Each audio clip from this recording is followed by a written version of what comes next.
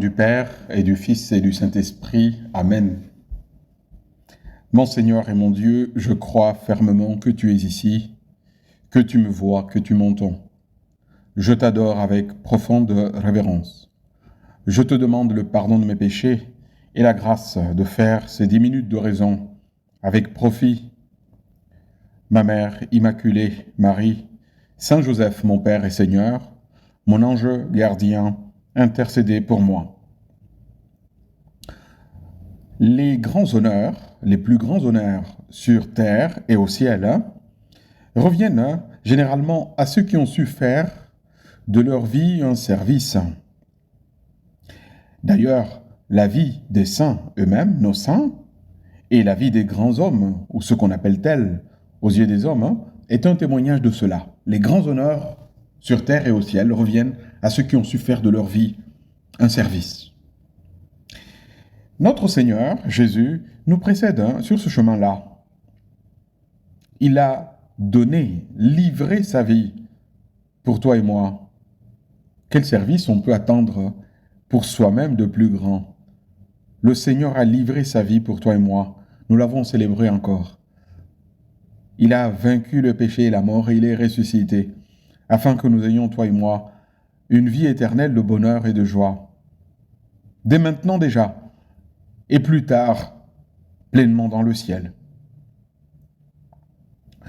Bien que sa vie entière fut un immense exemple pour nous autres, ses disciples, ceux d'alors et ceux de toujours, notre Seigneur a voulu donner un exemple fait expressément pour nous instruire.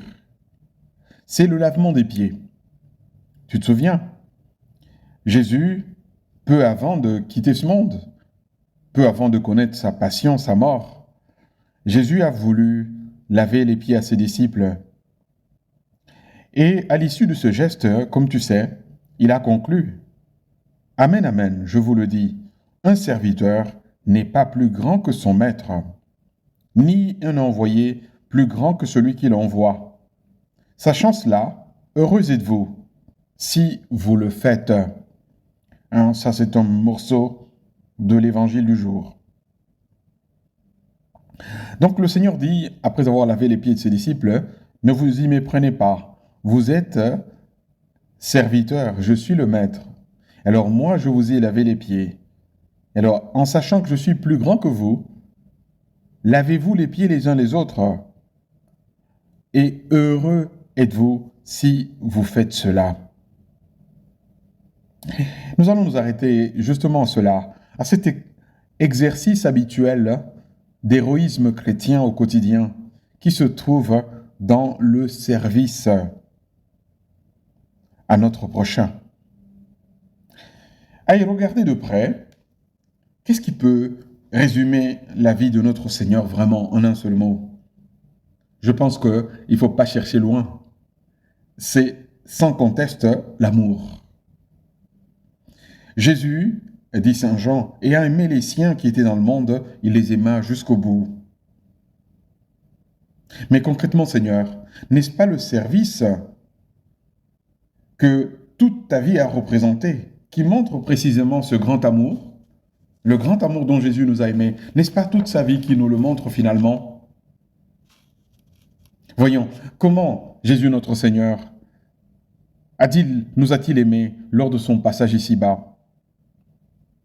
Il nous montre cet amour, regarde bien, tu verras, dans sa vie cachée à Nazareth, avec le travail fait avec effort pour gagner sa vie et gagner la vie des siens.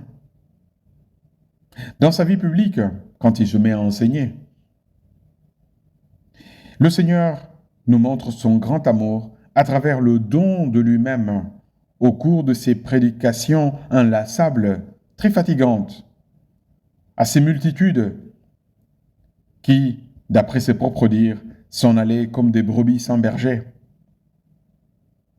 Le Seigneur nous montre son amour à travers ses miracles, où il dispense guérison et bien-être aux malades, aux nombreux malades et aux nombreux déshérités qu'il croisait sur son chemin. Et surtout, notre Seigneur montre son grand amour à travers sa miséricorde qu'il use avec les pécheurs, qu'il pardonne les pécheurs qu'il pardonne et invite à la conversion.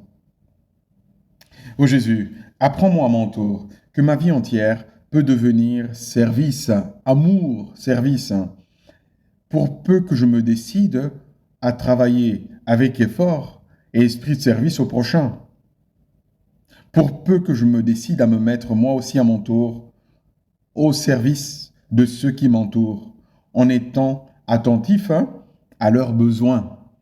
Parce qu'autant que j'ai des besoins, ceux qui m'entourent ont les leurs.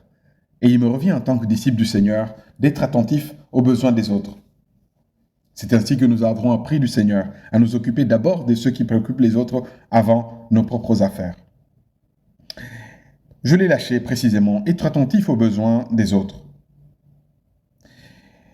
Habituellement, je suis aumônier d'un hôpital en plein centre de l'Afrique. Il y a 2 jours de cela,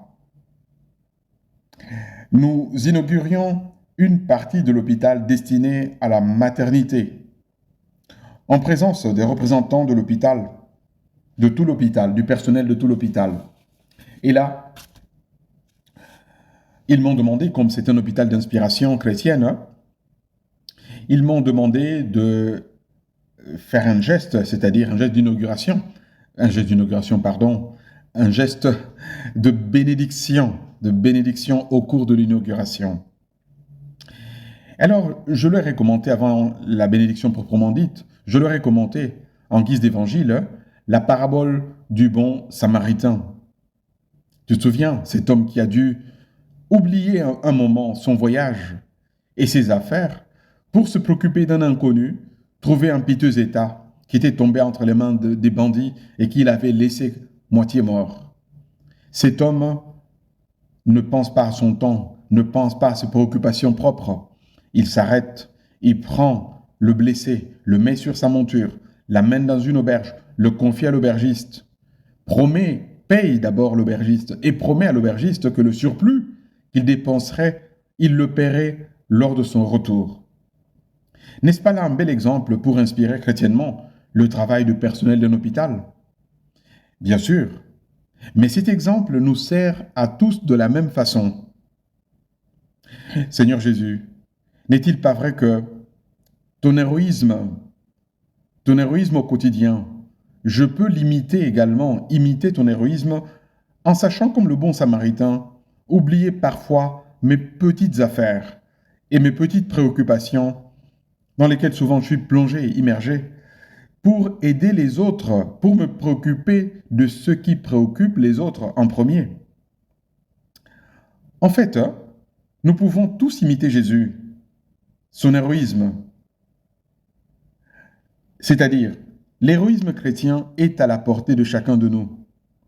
Il nous suffit d'ouvrir les yeux du corps et du cœur à ce qui intéresse vraiment notre voisin, qui peut être, selon le cas, notre ami, notre papa, notre maman, nos frères et sœurs. Le Seigneur nous le dit, Amen, Amen, je vous le dis, le serviteur n'est pas plus grand que son maître. Heureux êtes-vous si vous le faites. Si une fois tu t'es demandé comme moi, comment puis-je faire pour que la vie de Jésus se reflète dans ma vie?